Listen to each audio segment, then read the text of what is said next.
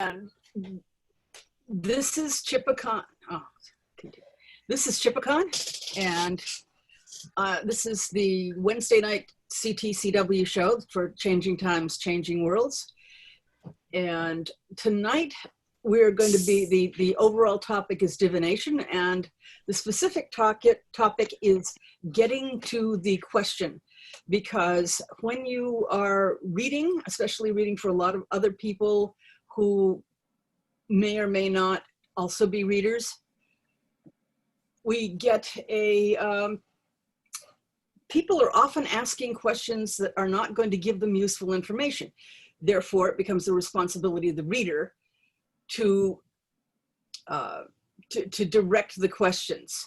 Recently, I got another one of those, should I do X? And it's like, no, I'm sorry, I don't ask should I do X questions. I say, let's read for what will happen if I do X. And then we can do that. This being in the middle of a crisis or multiple synergistic crises, I have developed a new tarot spread, which I'm calling the Crossroads spread. Gee, what a surprise, it's a cross. And I lay out the cards, and the middle card is the center of the crossroads, which should define what's going on in the crisis, and I haven't noticed that it does much. And then it goes off in different directions. And I will do as many different directions as they want or need. But the point is, the first card is, if I do this. And the second card on that is, this is what's most likely to happen. So that they can, if they're examining several different options, they will be able to say, oh, that card helps me recognize which of the options I've seen in my life. And the next card will give them a hint as which direction that's going to carry them in. So far, people have liked it. And I'm only saying so in case you need to try something like that yourself. Because all you need to know is, okay, I need a hint. I'm getting a whole lot of Seven of Cups, which if you do tarot, you know that I've got so many options, I don't know which one to pick. Or Four of Cups. It's like, I'm afraid of risking what I've got in order to get something better. And so I've asked several people I know who are experienced readers to join us so that they can share their experience. Lois, I know you read at the fair, I've forgotten the name of the fair. I knew it a minute ago. Lakewood, New Jersey Renaissance Fair. Yeah, many times. And so you have done hundreds of readings. So I figured you'd probably have some good perspective on this. Well, I don't know if it's good perspective, but it's a perspective. I come at it kind of from a different way, because I don't ask the person what the topic of their reading is before the reading. I prefer to work just from what the cards say. I ask them to concentrate on their subject when they shuffle the cards, but I don't ask them until after the reading is completed if my reading was accurate or not. And usually, I'm glad to say, it seems to be relevant to them. So for me, it's more a case of, if they do ask, I guess I've been lucky because I don't usually get people asking, should I do this? Or maybe I'm just not hearing it, which is another possibility. I've been hearing a lot of it during the last month. I don't get it that much, but this last month, I've been seeing a lot of people who are wanting to know what they should do now, other than saying, make sure you vote. It is when there is so much that's up in the air, and there's a lot of things we don't know when schools will open. We don't know when businesses will open or shut. We don't know. You could go to the grocery store and come home and be deathly ill, or one of your friends would be. So there's a whole lot of unknowns that are leaving people very confused, and they just like a little bit more information, which is why I think people come to a soothsayer. They Yes. say they want a little more information they couldn't ordinarily get. And that is indeed, we can give them that, but it doesn't necessarily. I usually tell people right up front that the reading tends to be more of a snapshot of things as they are now or as they could be if you continue on this particular course. Another reader that I know likened it to a report of a traffic jam ahead.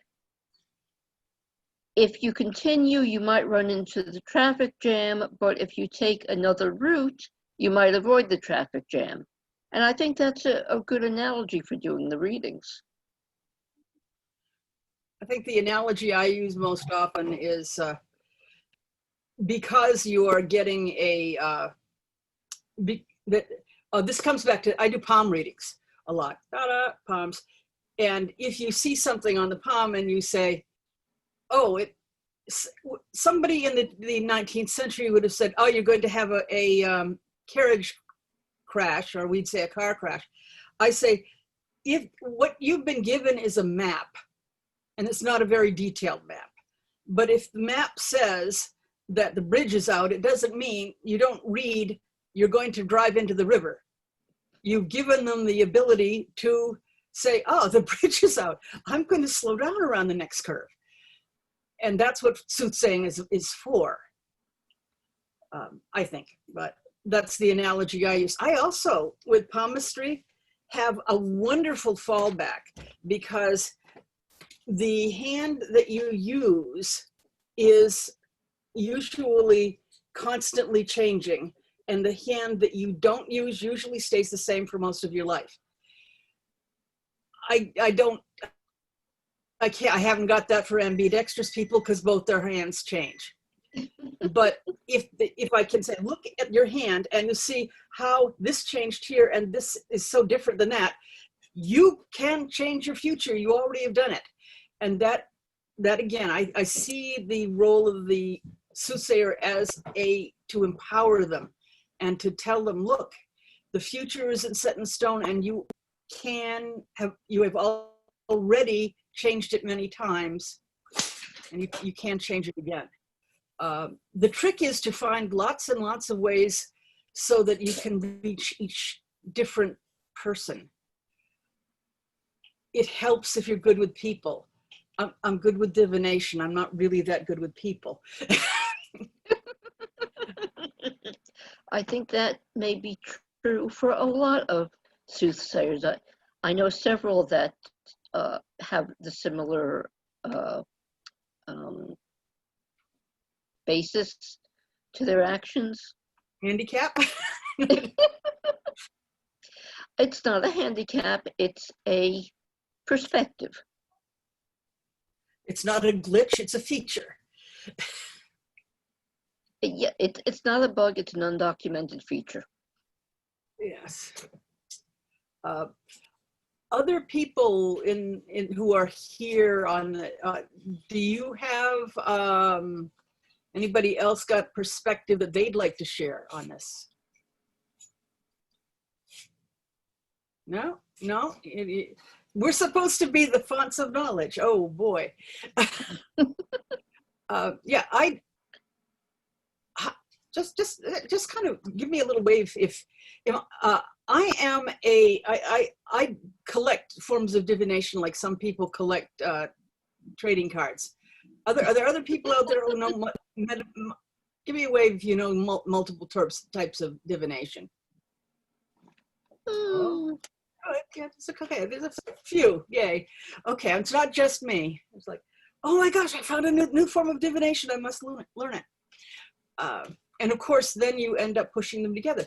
But I have found that the palmistry, knowing that the lines change. Catherine Kane, who is a frequent speaker at Changing Times, Changing Worlds, reads palms at fairs, has read thousands of palms. She also noticed this, the lines in your hand changing. I think a lot of us come to the idea that the lines in your hand, like your fingerprints, don't change. But then you, especially if you take a palm print and then you read it later and it's changed, you're like, wait a minute, they changed. So you move forward from where you are, not where you used to be.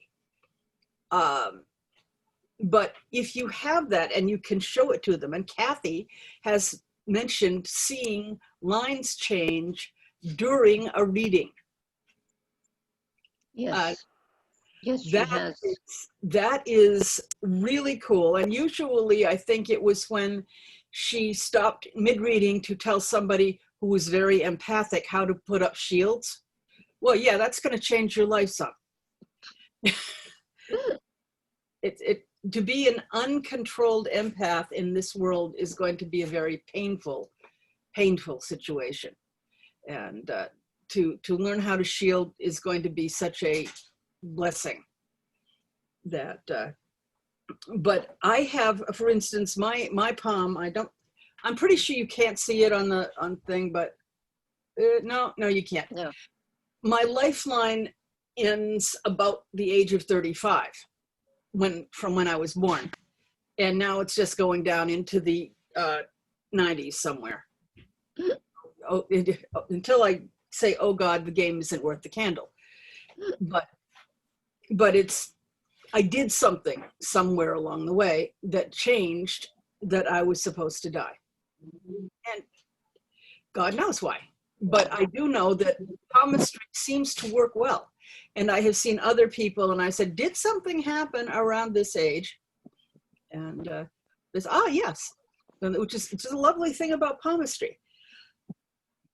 I really feel strongly that the most important thing we have to do, other than, we're here to give advice, but we also need to empower the person. We need to let them know that they can take their lives in their hands and direct it in a way they'd want it to go. I mean, right now we're being, how many of you are tarot readers? You would get a reading where 70 or 80% of the cards are the trumps and you were shuffling out of the full deck? Yes. In that case, all they can do is hold on because the gods are running it. It's like hold on and try and not fall out of the boat.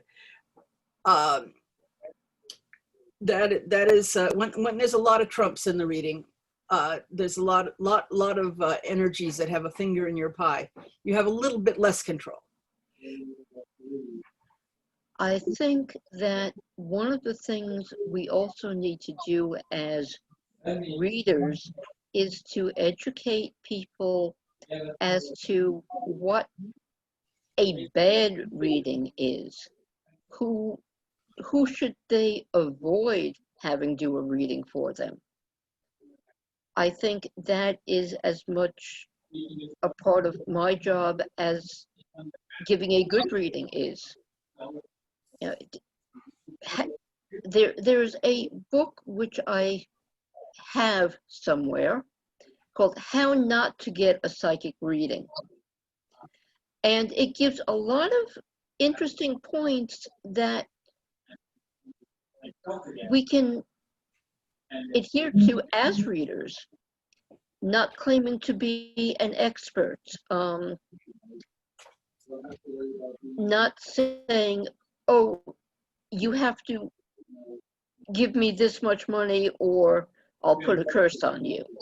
Oh, God, I mean, I used to hear horror stories, not so much in recent years, but when I started doing the readings, I used to hear a lot of horror stories from people who said, "Oh, I had a reading and this woman scared me. She made it all sound doom and gloom," and I shudder when I hear things like that. I think those readers are really doing a disservice not only to their clients but to other readers. I'm going to tell a story again on myself. When I was just starting out, I read some poor girl's hand and read, okay, you've got your headlines going down deeply into your mountain of the moon, and it's got a hook on the end of it, and that is the sign of suicide. I was a dumb shit. I've learned from it. It's the worst thing you can say. It really, you don't tell somebody who's depressed that they're likely to commit suicide, because it can become a self-fulfilling prophecy. I can only say I was not yet 18. I was stupid, and I had only read one book at that time. Kathy Kane has a really good way of, when you see something like that, she told me, what she said was, when the depression really likes you, and depression is going to knock on your door and say, can I come in? And if you let it in, it will move in and will eat all the good stuff in your refrigerator and leave wet towels on your bathroom floor. And your job is to keep the door locked and say, no, we're not getting any today. Sorry, depression. I know I know you may be fine, but not today. And Kathy got a good. Lorraine, did you have something that you very interested, or? Okay, I just want to give everybody a chance to speak if they have, or ask questions if they want, but I've had a couple instances where I've had like things that were I'll be right back. things that were like very kind of doomy, gloomy stuff. And honestly, I don't think I was really very well prepared to handle it. Like I had a lady once who suspected that her husband was cheating on her, and the cards indicated that that was actually very much the case and that her suspicions were reasonable. But I didn't quite know how to say, maybe you need to look into marriage counseling or something. Because pretty much anything you would say in that instance, because that was really what her whole reading was about, was whether or not this guy was cheating on her, and whether or not her relationship was going to stay together. Because I think that was probably her question. Do you guys have any advice for something like that? What I did I had a situation where the card that came up for relationships was Three of Swords. And if you're familiar with the common imagery, the Three of Swords is three blades piercing a heart. I saw that card and something in it just screamed, divorce, divorce, divorce. So I took a deep breath and told my client, you might want to spend some time working on relationships. It is possible to give bad news if you also give them something encouraging. Or say, yes, you're going to be, you may be going through a rough period. It's kind of like sandpaper on the road of life. It'll pass. You'll get past it. I don't think there are really any readings I've seen where it's entirely negative, where there's not something good that can be found. Call it a learning experience. Yeah. They'll face a situation that will challenge them, but they will grow from it.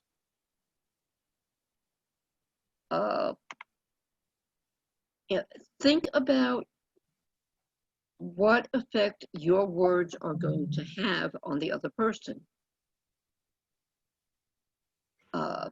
Your sandpaper analogy gave me a new one that I think I will use.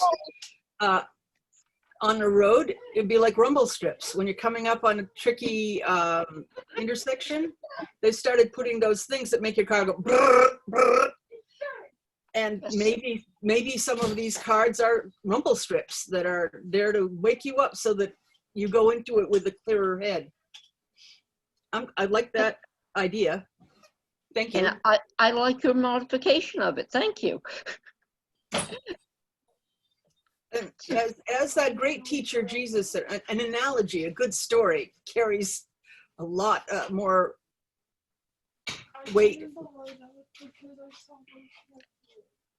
Did that answer your question?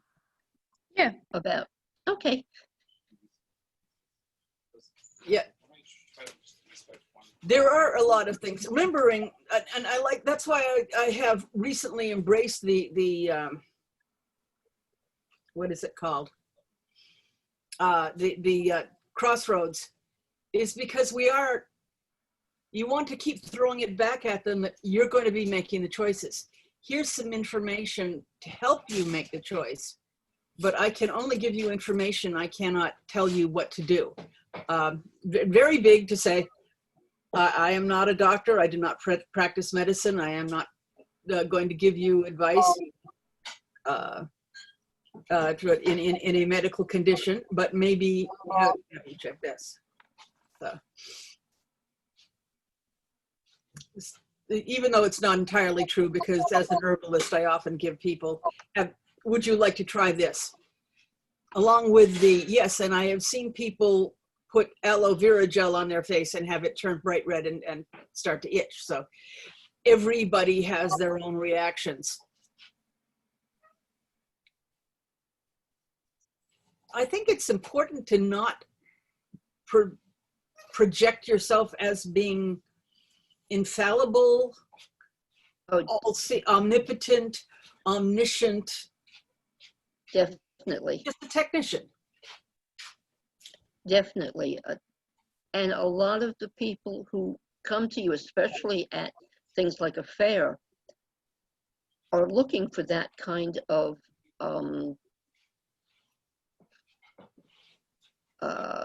control over their lives. They're looking for someone else to make the decisions for them, and they come to you looking for that.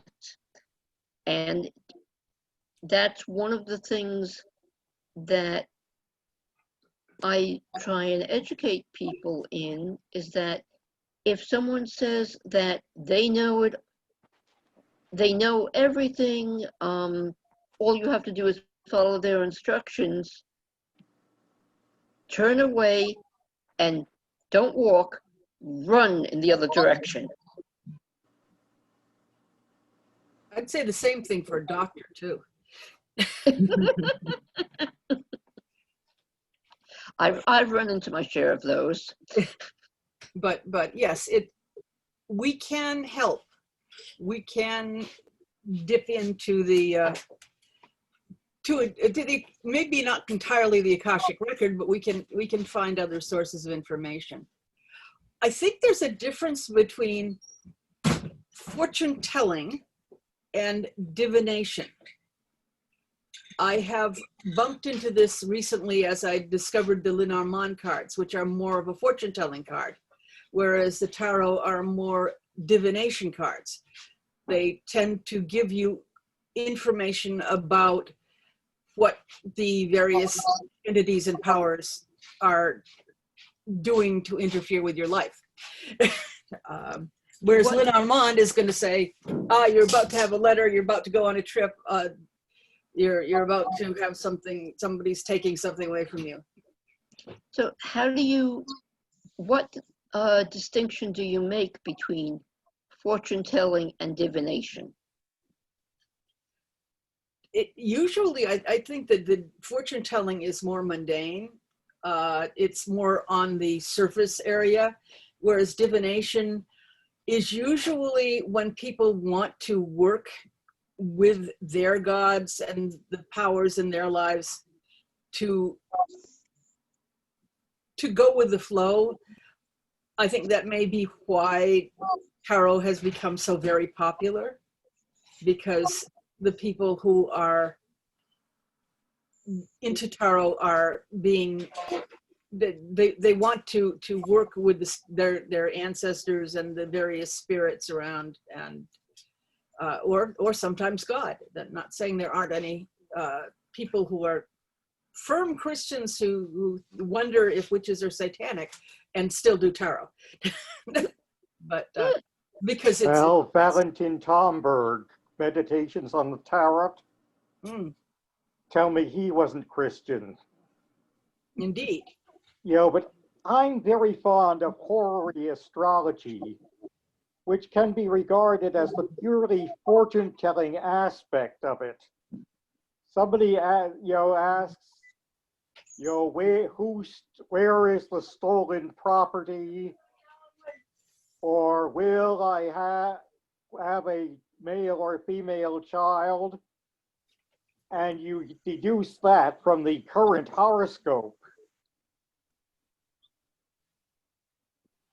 And the odd converse of that is elections, where you hit on what's going to be a favorable or unfavorable time for something. I love horary astrology.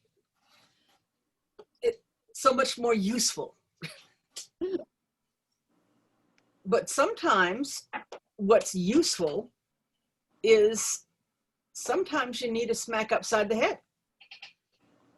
And sometimes there's a cartoon on I think it's the Soothsayers page, that has a woman, I think, reading cards, and the other woman, she says, everything that's happening to you is your own fault.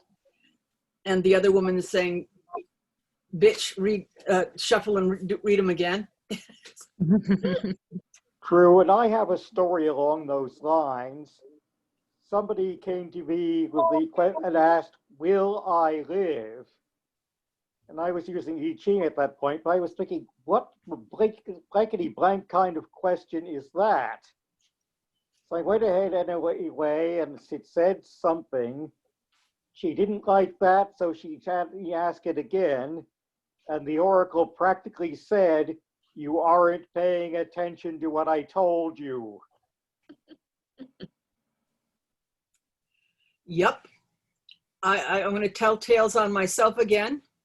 After my husband died, I went to a series of 6 psychics and asked, what of my talents can I use to make a living? And the psychic said, anything, you just have to concentrate on it. So I went to another psychic because that wasn't what I wanted to hear. And they said, what should I do to make a living? And they said, anything you want, but you have to just do that one thing. I went to this, I kept trying to rephrase the question so it come out differently, and they all said the same thing, at which point I suddenly realized how stupid I was being and started laughing at myself. You have to take it into your own hands, and why bother asking if you're not going to listen? I have seen, fortune telling isn't the only thing I do. I have encountered people who have been oppressed or possessed or whatever you want to call it. Somebody else has moved in and they have lost control of their lives / their body sometime. And you can kick those spirits out. But if they leave the freaking door open, somebody else is going to come back in. If you don't want to take control of your life, there are enough spirits out there who would love a body to work with so they can eat, drink, screw, and have a good time. And as Jesus says, her last state will be worse than the first. Yes. Oh no, not another learning experience. But yeah, you have to take responsibility. And so I think part of what we're doing as readers is helping the person see that they can take control of their own lives. People, now you can argue with me on this one because I don't have all the perspective, but I think people who come to soothsayers for readings are not feeling as though have as much control as they would like in their lives. They need more information, at very least. What I refuse to do is tell them what to do. Comments? No, I agree. This is something that I have seen again and again, is that people come to a reader looking to be told what to do. And to the best of my ability, I won't do that. What is won't the do best way to that. guide somebody to ask a more useful question? Because sometimes, especially somebody who has a ton of questions, has a real hard time focusing on how to ask a question. Ooh. Well, I have been known to rephrase the question for them, and so, see, I try to create an if-then. If I do this, then what happens? I definitely shy away from shoulds. I'm not really eager. I don't like coulds either, because could is awfully wishy-washy. Yes, Donald Trump might wake up in the morning and turn into a really wonderful person. It could happen.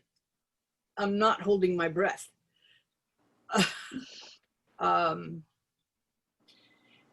But you know, yeah, could this guy suddenly start liking me? There is and I'm more likely to say, oh, I see something for you, but you're going to have to wait. Your perfect guy is out there looking for you. Don't hook yourself up with this guy who is not the one that who is looking for you. You'll be very unhappy if you do that. You know, I feel a little sleazy when I get manipulative, especially with teenagers. Sometimes I think they need it, but you know, then I go home and kick myself. Now, again, I tell people that they can accept the advice with the suggestions that the cards offer. They don't have to act on it. And I also tell them that it's up to them. They know more about their lives than a deck of paper cards. I mean, I have a whole routine that I go through when I do readings. It takes some practice, it takes practice. Something that you might do is, if you're, let's say, if you're reading cards, lay out a spread as though you were doing it for someone, and see what the spread shows, and think, how would you tell someone bad news about it?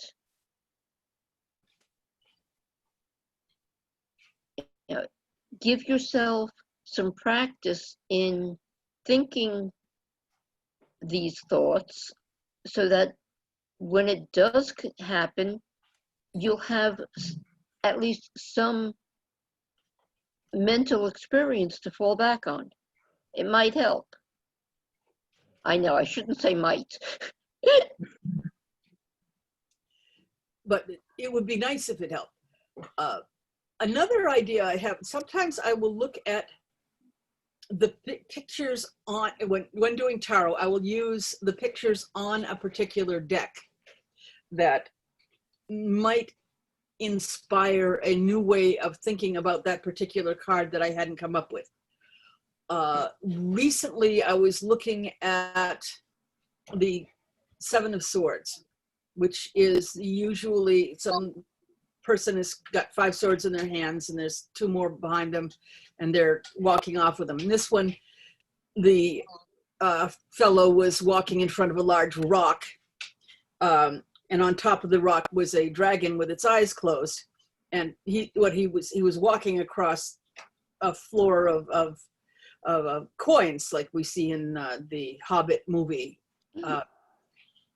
And looking at that picture, I said, okay, this may be a situation where, look at, we got a dragon is, it can't use a sword. There's no way it can use a sword. You may get away with whatever little shenanigans you're pulling if you just take the sword and you don't touch the coins. Be like Aladdin in the Cave of Wonders. Don't touch the things you're not supposed to touch and only take the thing you're allowed to take. Other times I have said, previous times I've done readings with that deck, and I said, you don't know whether the dragon is asleep or whether he's just faking it. In the Seven of Swords, we don't know whether you're the one that's trying to pull something over on somebody or whether somebody's trying to pull something over on you. And that's when you look at the other cards to try and figure it out. Another thought that came to me during looking at a Seven of Swords is, when this person is taking swords, a sword is a tool for putting holes in people.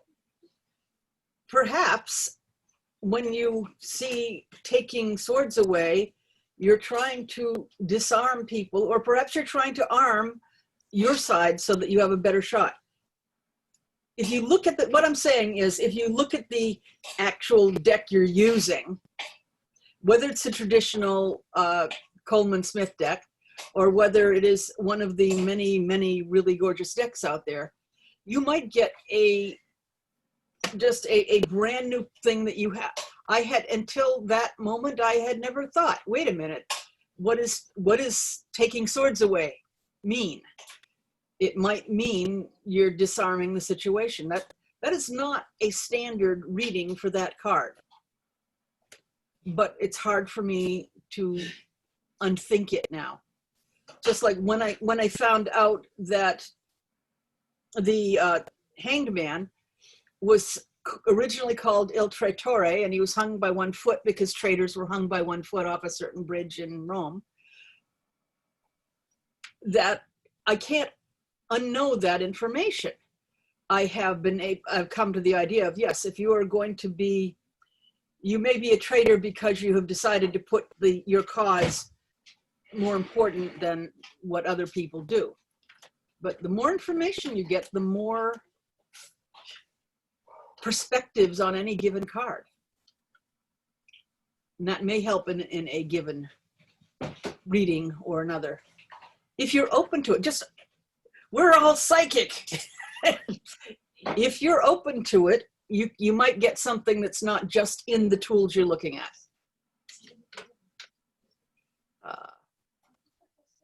Gonna make my usual. Anybody have questions? Because we'd love to have them. Anybody think of any other examples of when you were reading and weird stuff happened? Because this is, I think, what, for me, this is what Changing Times, Changing Worlds is about. It's for us to get together and talk shop and learn how to do what we do better.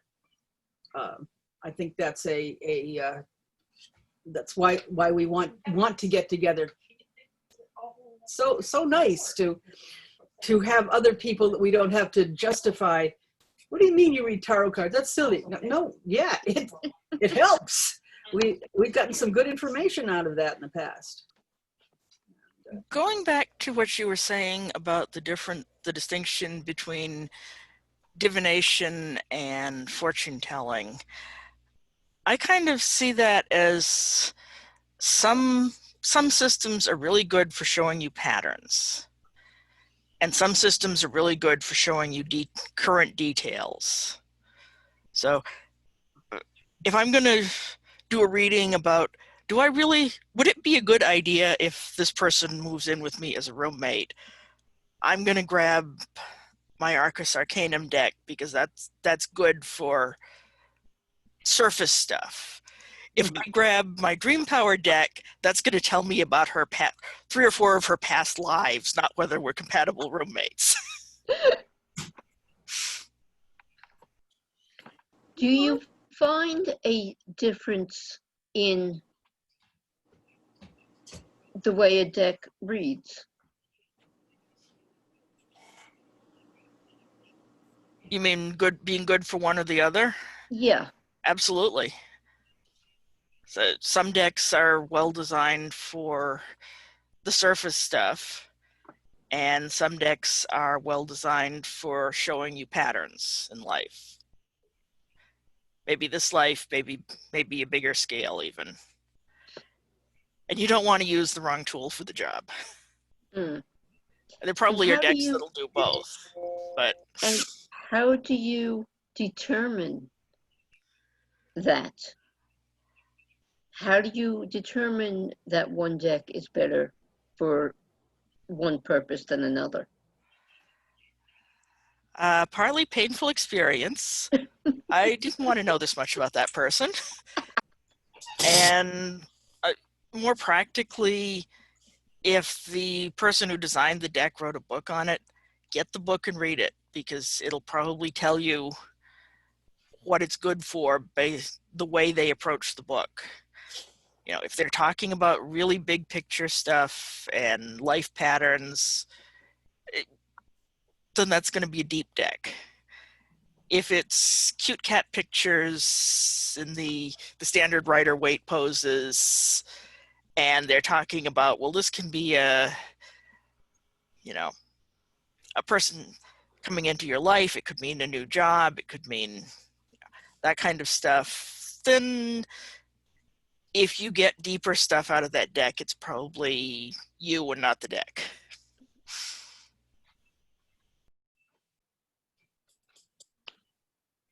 I tend to use just one deck for all my readings. I mean, I don't think I own as many as Tripicon does, but I have a healthy collection. But I find myself using one deck constantly. Maybe occasionally I'll do a reading with a second deck, but anyone else? How do other people deal with it? I have the same deck for everything, and I've had that deck since I was 19 years old, and well, I'm not 19 anymore, but it's the only one I've ever used because it talks to me, which is weird. It's like Like I hear whispers when I'm reading, and I've had other tarot readers watch me read cards before, and they always say, what you said was right, but that's not what that card means. And I said, well, that's what it means today. Good answer. Good, good. That's something that I tell people who are starting out in tarot, that yes, there are textbook meanings to a card, but that might not be what the card comes to mean for you, and go with what works for you. There is no right or wrong when you're reading tarot, as far as I'm concerned. If it works, do it.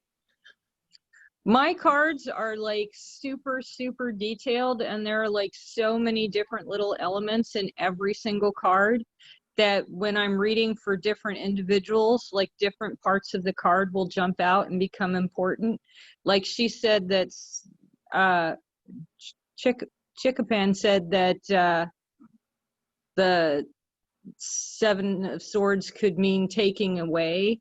Mm-hmm. And that was the first time she'd ever thought of it that way. Things like that happen to me all the time. So that's, I'll look at a card and, you know, it might be the Hanged Man, but I don't instantly go to textbook meaning. I go to, oh, hey, there's a butterfly hanging out in the background, and there's this other thing over here that's underneath him, and if he falls off his tree, he's going to bang his head on a rock, kind of stuff, you know, because that part is more important than the fact that there's a dude hanging from a tree. No, that sounds good. What deck is it that you use? I always have to look it up. I forget what it's called, but it's all lace and applique and classical pictures that are pulled together. Let me see if I can find it real quick. Yeah. It's beautiful. Oh, that sounds interesting. I do a lot of work with sewing. Yes, I do. Need that one. This one here's can we see it? This is the picture of that I was using. It's a Norse tarot. Let me get a little bit further away from the glare. Where there's the one with the dragon and the guy trying to take the swords away from the dragon. But another deck that one of my oldest extant deck is the Morgan Greer. Yes. And it's got these big Peter Max poster bright colors, but the faces are little teeny pale spritches. And three of us had, and you'll know this one of us saw somebody else's and had to go get one, and then they had to get one. Three of us were doing readings for each other on our dorm beds. And one day we pulled out the same cards from each of our decks, and we looked at those little pale faces, and the faces had started to change. They just made little tiny minor changes, but in one girl's deck, the Knight of Swords looked like her boyfriend, and in another one, the faces shifted, not just in our minds, but on the cards to what to the people they usually referred to, which is a weird thing.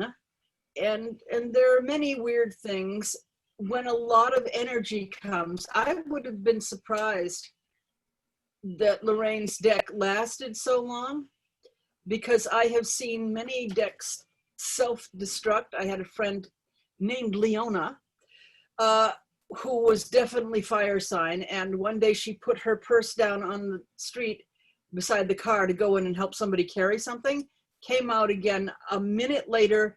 The deck was on the sidewalk beside her purse. Well, excuse me, there were a few corners of cards and a pile of ash with smoke coming up from it. You could not have burned a deck of tarot cards with a pitchfork that fast, but it had self-destructed. by fire because she was very fiery. And all we could think was that it had just reached the point where it no longer, it had more energy in it than it could contain. So My deck is currently on walkabout. It does that every now and again, and it takes a break for me. I don't know where it is. I'm gonna have to make an announcement to the universe this weekend to let it know that I would like to have it back. well, maybe that it will needs turn that up again. What's that? So maybe it needs that vacation to be able to put in, puts in a lot of work, and then it has to rest for a bit. Yep, it's the Zerner Farber deck. I just looked it up, but it's the full size one that's like larger than most people's cell phones, so most people can't shuffle it comfortably. But it's a really beautiful deck. So I'll have to take a look at it. One of the things I like very much about the Lenormand, because you're putting out a full How's the one going? 36 cards at once. This is a this is a chart. This is what the Lenormand decks are, but that's because you're putting out 36 cards at once. So it has to be smaller. You can't fit it on the table. You get to a certain point, and then it's like painful, and I have to slowly ratchet up, and it's not up my back. Oh shit! No, yeah, that one affects the other. I like that type of reading, and I'm going to be doing more readings of that sort, especially if I can find my mini tarot cards, because I like the Aggravating it just a I tad. already have arthritis. Right. It's just making it worse. the reaction of seeing interaction between the cards. My left hip. That is the really good thing about the Le Mans cards. Riding that riding mower yesterday was the biggest mistake I could have made because it vibrated. Oh. If you're not speaking, please mute yourself. It dawned on me. Yeah. Kathy, Sorry. Kat, I can you wasn't out there today finishing. Galaxy? There we go.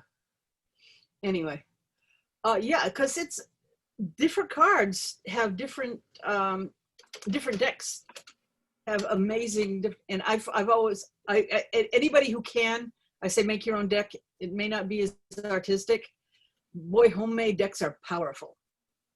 But that is not on addressing getting the question. I guess getting to the right question is a question of how can we best serve the client? How can we best serve the person who has come to us for, I was going to say advice, but since I resist advice, I would say help. And because of our role, I believe very, very strongly that we are soothsayers. We tell the truth. You don't lie to them.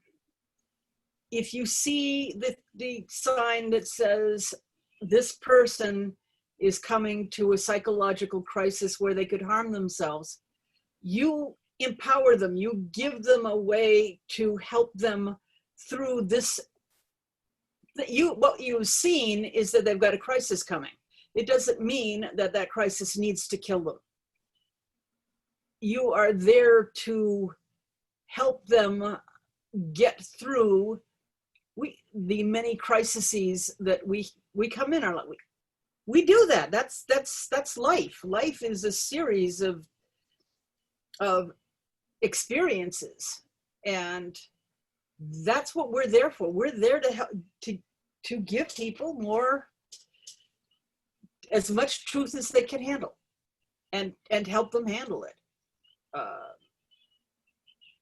Some people, the truth is, is a slap in the back of the head. It's like, look, you got to clean up your room. If you don't get off your butt, you're going to miss these opportunities. There's an opportunity coming here. There's a person who loves you, but you've got to stop being an ass. Sometimes it's got to be tough love, but sometimes it's got to be, you can do it. Take baby steps. It's possible for you to do things that you don't think you can do. And when they are insecure, pull something out, find a way of showing them that they have power. Show them that they have the ability to do things. Doing things for people is not always as useful as showing them how to do it. I would rather teach people how to read palms, how to read cards, how to throw runes than to do it for them, because it puts them in their own hands. When my husband was in the hospital, the nurse said, yes, we have Reiki, which we could teach people. It's so nice to have them feel that they can do something. Excuse me, the Reiki is making the pain go away. And if you teach their family, they can get pain relief without taking meds. They can use the Reiki on other people at home. It's not a sop. It is not a pretend remedy. It's real, and you're putting power in their hands. And I'm not entirely certain they're not afraid of giving away some of their power. Give power away. People need power. People are powerful, especially when you're looking at teenagers, children, women, people of color. There are a lot of people that really need to know how powerful they are, and they don't realize it. And if we can help them see, just once, you've taken this one, you did this yourself. You can help each other. That you can help yourself. That's the most important thing. Okay, I'm sorry, that pesky soapbox jumped up under my feet again. It follows me around. But this is important to me. That's what I think soothsaying is for. I mean, yes, a few people who come to your table at a fair have come to laugh. Not many. And frankly, those are the people that usually end up being scared. Like, wait a minute, this works. Ah. It's like, yes, and it's not dangerous.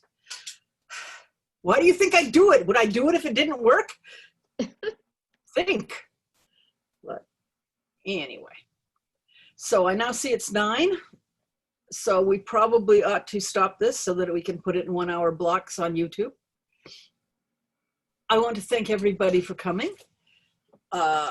This is, do tell your friends both about the Wednesday nights live on Zoom and Facebook, and do tell your friends about the conference, because that's what this conference is about. It's having a place where you can interact with other people who you don't have to justify that you believe in magic, that you justify that you believe people are psychic. We can talk shop and figure out better ways of doing things instead of trying to figure out how does that work? I don't care. It works. So, Well, thank you for having me. well, thank you for joining. Thank you all for joining us, especially the ones who spoke, and appreciate it. Thank you so much. We will see you, maybe some of you, next week, and I hope at the conference in November. Oh, I should say when it is. It's third week of November, Monday through Friday in the evenings, and Saturday and Sunday all day long. 15th of November 9th to 13th is the week, and 14th and 15th are the weekend days. Thank you. I window shaded my everything but the chat. So okay, thank you very much. And I'm going to turn this off now. Bye, everybody.